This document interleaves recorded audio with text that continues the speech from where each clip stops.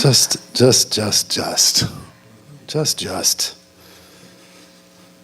My words would not do it justice, but thank you so much. At the first service, I gave a very personal introduction to our speaker this morning, and I left out some of the things about her that are also important for you to know, so this time we'll cover it.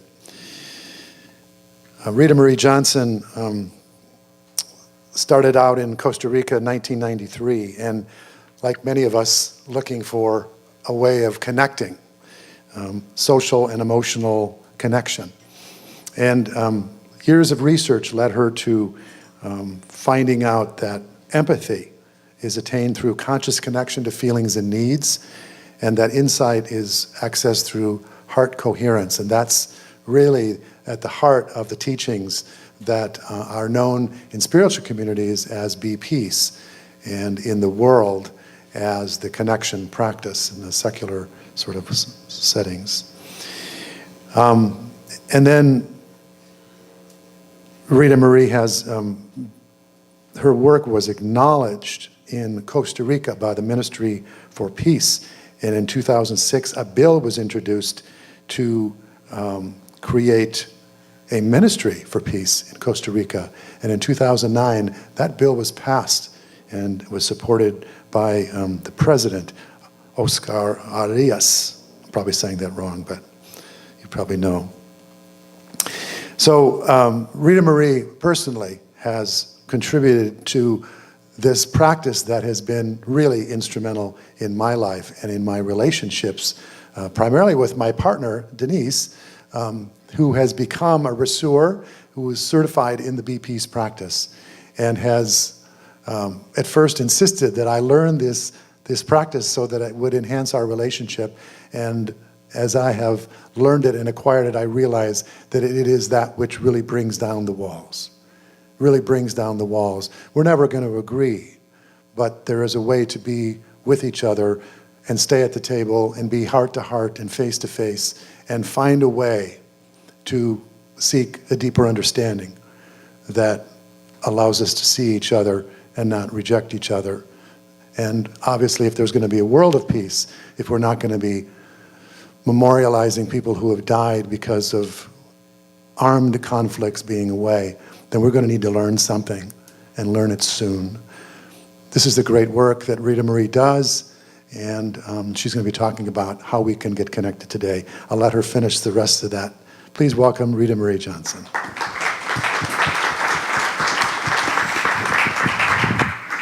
Thank you, Larry.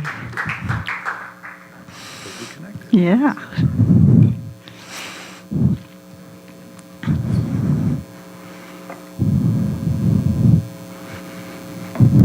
Good morning. You know, I could tell you more about our Be Peace program in Costa Rica, where we've impacted about 40,000 students, or about this bill that Larry mentioned, the bill for Ministry for Peace that we initiated and got passed. But that's not what I'm longing to tell you about. What I really want to share about is the deepest aspect of the Be Peace practice when it turns into prayer.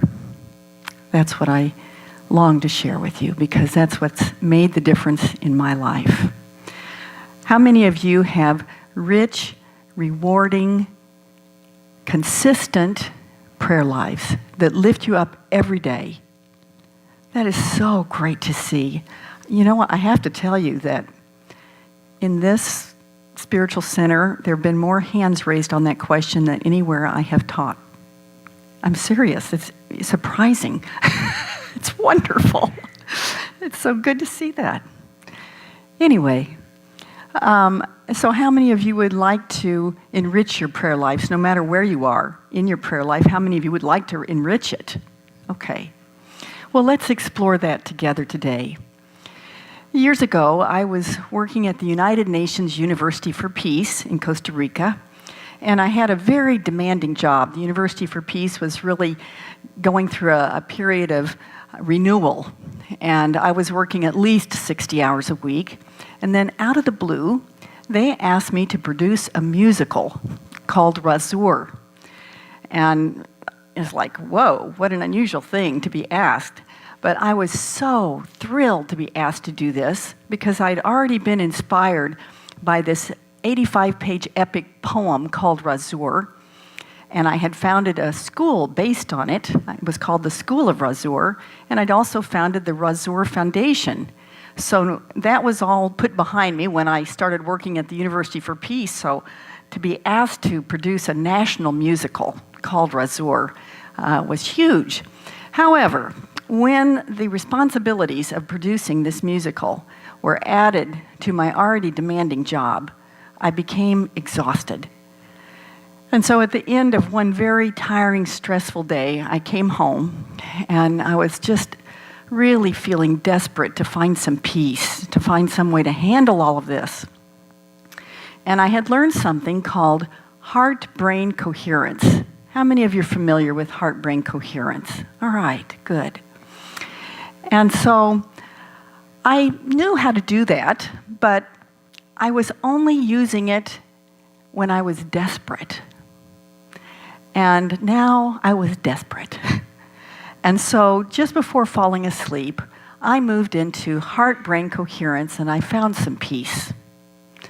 Well, that night, I had a vivid dream. I dreamed that the phone rang. Answered the phone. Hello? Hello? Who is this? This is God. Okay. God said, you've been trying to do too much. Just pay attention to Razur, and everything will work out. Have you got it? I said, I've got it. And so when I woke up, I knew that I would resign from my job at the University for Peace and focus on furthering my own work and the Razur Foundation. Now, that job was the only paying job I'd ever had in Costa Rica. So it was like jumping off a cliff in a way, but that's what I needed to do. And so that decision resulted in the work I'm doing today and in my book. I think maybe Larry didn't mention it this time in the introduction, but just because of that decision, this book came into being. So it all came out of that one dream and following the guidance and writing this book. And so that was all wonderful. But you know what? I think the only reason that Spirit broke through my dream in that way was because Spirit couldn't get to me any other way at that time. I was very externally focused on getting things done. That's what I'd been taught to do. And I found it difficult to sit down and really get still and listen inside. I hadn't really learned to pray. And even though I had learned heart-brain coherence, like I said, I only used it when I was desperate. And the reason I wasn't doing it is that my feelings would take me in a spin.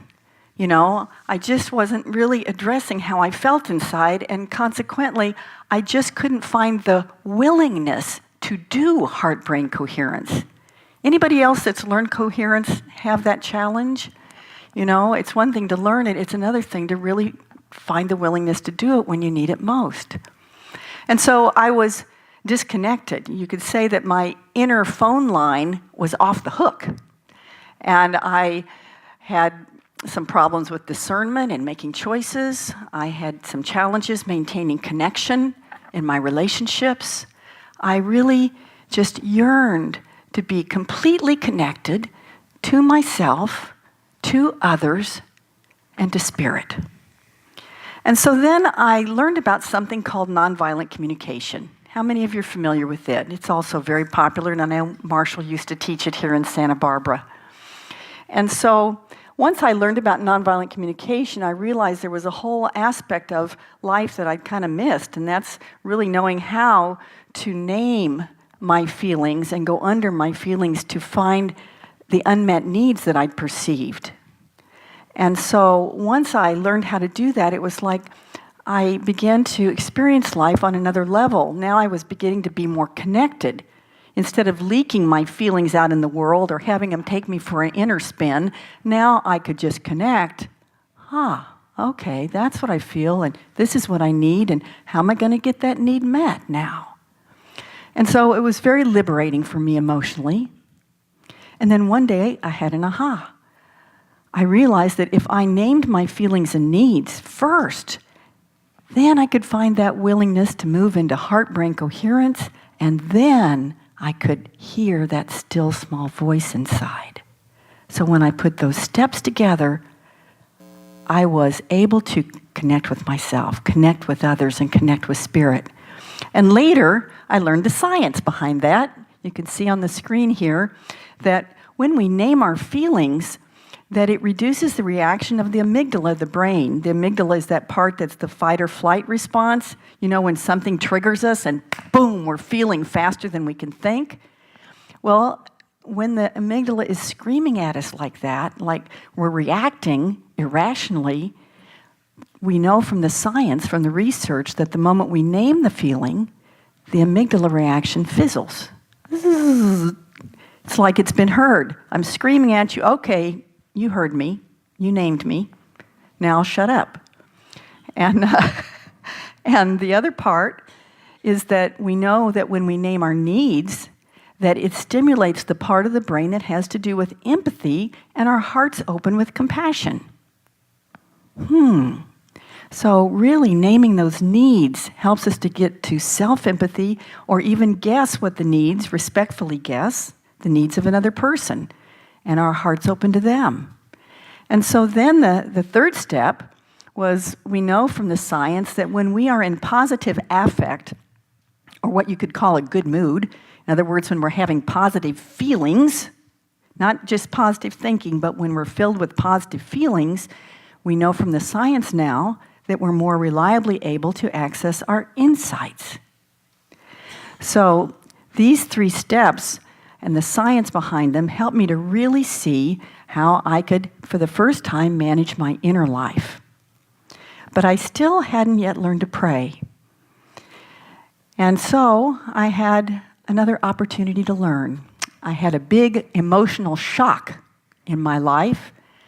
I also had that emotional shock turn into lymphoma. So when I realized I had lymphoma, I went back and took a look at what the co-founder of Unity, Myrtle Fillmore, had done when she healed from tuberculosis. How many of you know Myrtle's story? Myrtle's the co-founder of Unity, and really the whole Unity movement came out of her healing. And so, being in this state of distress, of dis-ease, I really wanted to understand, gosh, how did Myrtle really do it? I went back and read what she had to say about it. So in her healing, she realized that everything in her body was designed for life, for divine life. But at one point in her healing process, she was stuck. She wasn't healing. She didn't know why. And so I'm going to play out Myrtle for you now, because I learned so much from her. I'm going to just turn myself into Myrtle so you can see what it is I learned from her. I'm going to come forward just a tad. I like to be connected, you know. That's kind of what I do. So I'm going to come forward a bit. Okay, so Myrtle would use a picture of Jesus as a point of focus in her prayers. Now, we know this picture of Jesus is not really Jesus. And we know that when we pray, that what we're doing is we're getting in touch with that Christ consciousness inside of us. And so it doesn't really matter what we focus on, whether a picture of Jesus works for you or not. I have a friend who uses a candle flame to talk to. Well, Myrtle used a picture of Jesus. So I'm going to become Myrtle now.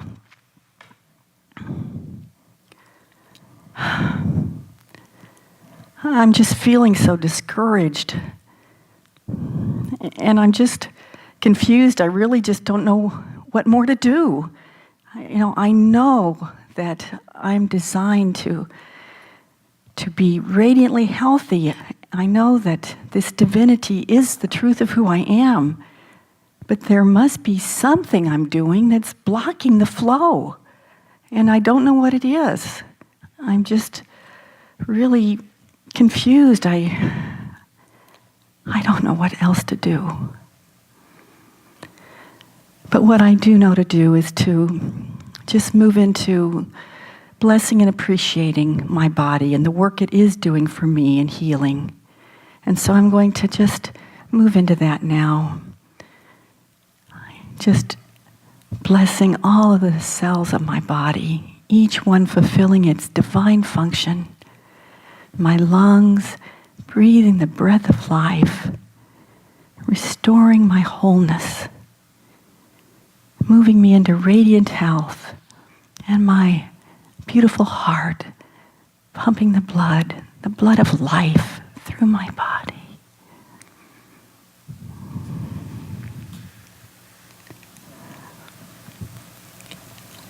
I just heard the words, look among your virtues. Look among your virtues. What does that mean? Is that where my block is? To look among my virtues for the block to my healing?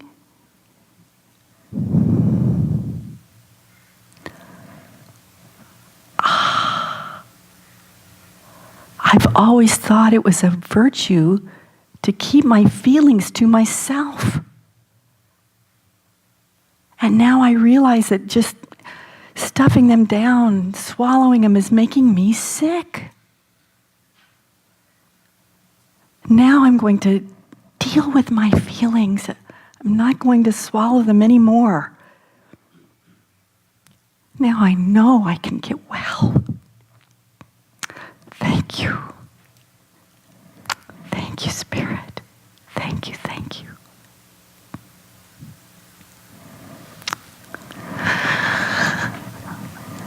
And so, friends, Myrtle followed that answered prayer, that insight, and she healed. And we can call it the still small voice, we can call it insight, we can call it wisdom, we can call it answered prayer. Doesn't matter what you call it. It works. And so when I looked at Myrtle's experience, and I looked at what I was doing, I saw that Myrtle was doing really the steps that I had come across in Be Peace. She was pouring out her feelings and her needs, wasn't she? She was talking it out, getting it out loud, her feelings and her needs, that she wanted complete health. And then she would move into coherence, because we know that when she was blessing and appreciating all the cells and organs of her body, she had to be moving into a physiological state of heart-brain coherence. That's what happens when we appreciate. Our heart and our brains line up. They get in sync.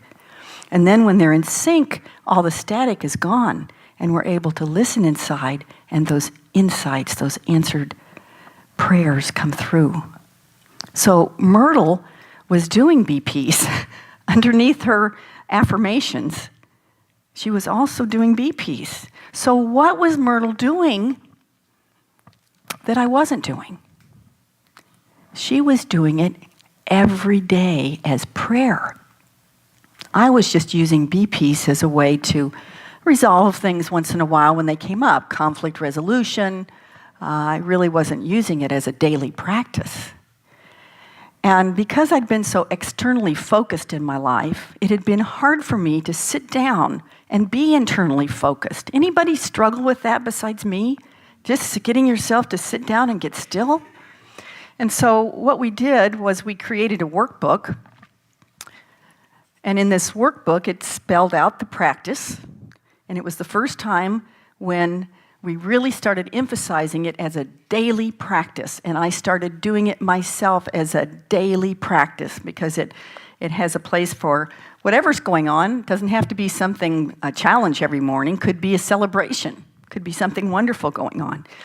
But still really getting the juice out of it through the practice. And so in doing this practice this way, for the first time in my life, I had a rich, rewarding, consistent prayer life that lifted me up every day. Every day. I want to share an example. When I was healing from lymphoma, I wasn't out fundraising for the Razur Foundation. And so consequently, we lost our financial cushion. Our finances were going in a downward spiral. And so I did my B-Peace practice on this issue that I felt scared and worried and confused and frustrated. And under those feelings were needs for progress and for fulfillment of the purpose, my personal purpose and the mission of our foundation, and also need for financial well-being. So as I named those needs, it's like the charge goes off. Okay, now I'm connected. I've named them. Now I know what I need, and now I'm going to let Spirit help me find the way to get those needs answered. And so then I was able to move into coherence and listen inside. And the answer that came was, stand in the glory of the gift you have to give. And I went, what? What? So I had to kind of think about that, just like Myrtle had to think about her answer. You know, look among your virtues, what does that mean? So in looking at what those words meant, stand in the glory of the gift you have to give, I realized what it meant is that if I would just focus on embodying what I teach, that would be a gift to those around me, and that gift would come back to the foundation. And that is exactly what happened. That in focusing on just embodying what I teach and talking to people about that the gifts started flowing and we got back on our feet financially. So I'm sharing about my personal prayer process because I have come to believe that effective prayer is essential in creating a better world. I know it was essential in creating my own better world.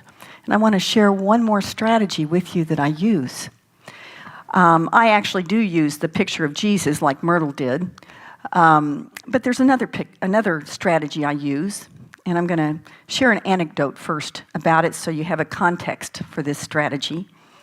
And that is that I have a B-Peace trainer. Her name is Belinda. And she has a daughter named Annabelle. Well, Annabelle was having difficulty getting down to her homework. She was just unable to sit still and get the job done. And so Belinda says, well, let's do a B-Peace practice on this situation and see what you get. So Belinda led her through her feelings, that she was feeling worried and distracted and frustrated. And what were her needs? She needed peace, she said. She needed order. And she also needed achievement. In other words, she needed to get it done.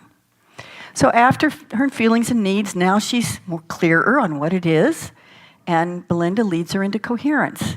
She goes into coherence. She listens inside for what she needs to know about the situation. She opens her eyes and she says, I need a tent. A tent. Okay. Her mother helped her build a little tent in her bedroom, put her paper and pencils and her books in there. In that little space, she was able to get down to her homework and boom, had it done in no time. So friends, because I was so externally focused on my life, I had to find myself a tent.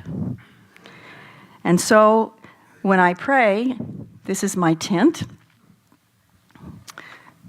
And it's a symbol, a signal. When I put this on, it's like, okay, Rita Marie, now it's time to go inside so I can find my way home. Not what you'd expect from a Missouri farm girl, but it works for me. You know, friends, in this chaotic time where we have so much coming at us, it's so important that we find our own way to be able to sit down and listen inside, isn't it? When we look out at our world, it just seems that there's so much disconnect, so much unnecessary suffering that we observe. You all see that like I do? You know, it just makes me want to groan. Anybody else want to groan? You look at that and you go, oh, oh. That's a real groan. Can you groan with me? Oh. Okay, so we just let it out. You know, that's like getting in touch with the feeling and releasing it. Oh, when we look out there and we see all this unnecessary suffering. Last week, somebody told me that the percentage of mental illness diagnosis in California schools is 30%. Anyway, when we look out there and we see so much unnecessary suffering and this chaos and pain, we really need the certainty of being able to get God on the phone and get the answers that we need. We need to know how. We need to be able to access those very practical answers. You know, if God were to call me up on the phone now and say, hello, okay, Rita Marie, do you know how to reach me now, or do I still need to break through into your dreams? Have you got it? You know, now I could say, yes, I've got it. We need that effective prayer, friends. We need to have the deep confidence, the deep sense of worthiness that comes out of effective prayer. When we have that, then we know that not only are we designed to be completely connected to ourselves, to others, and to Spirit, we don't just know that, we are it. We are connection. We live and breathe and be in it. Isn't that right? When we have that deep self-confidence that comes from the fact that, wow, I got an answer this morning in my prayer. I am so loved. Whew. Nothing like it. It's thrilling. So friends, I'd like to invite you to join me in an affirmation. I am completely connected through prayer. Together, I am completely connected through prayer. And so it is, friends. So it is. Thank you. And so it is. Yes, yes, yes. Thank you so much. And we will look forward to this afternoon. And I want to share with you a couple of things. We have people that let us know what the community means to them, and we've been sharing these with you. It's inspiring for all of us to hear this. And sometimes we have to pause in order to recognize what we appreciate about a community. And this individual says this: for much of my life, my role as a father, husband, and professional was foremost in my daily activity. Religion and spirit drifted in and out depending on the crisis I was in. Can we relate to this? Yes. My experience with unity has turned that around. Now I augment my daily life with spirit. It is more in the forefront. My spiritual life is now overlaid with my daily life. This is what unity has done for me. So what you do for us is you help support this community to make it possible for people to have these kind of experiences, to transform lives. This is not just a place where people sit for an hour on Sunday morning. This is a spiritual community that is catalyzing and activating the spirit to move through and transform people's lives. And it happens because we have the space, we have the support, we have these people with this great energy, we have the great music, we have the message, we have the prayer, we have the meditation, we have these outstanding speakers. And it's because you have said yes to the continuation of this through your support and your love and your gifts that it continues and will continue into the future.